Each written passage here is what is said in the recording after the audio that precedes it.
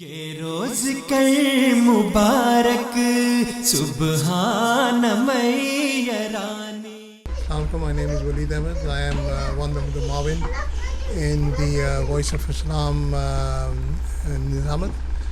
And in this Voice of Islam, we have to make sure that we run programs throughout the 3 days of Jalsa Salana.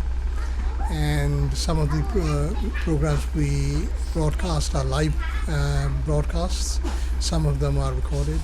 It includes, of course, all of Huzoor's speeches.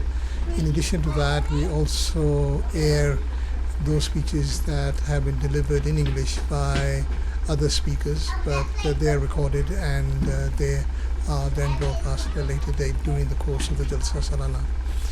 We have a lot of programs that are dealing with contemporary issues or certainly religious issues, and we make sure that something is broadcast throughout the 3 days of the Jalsa.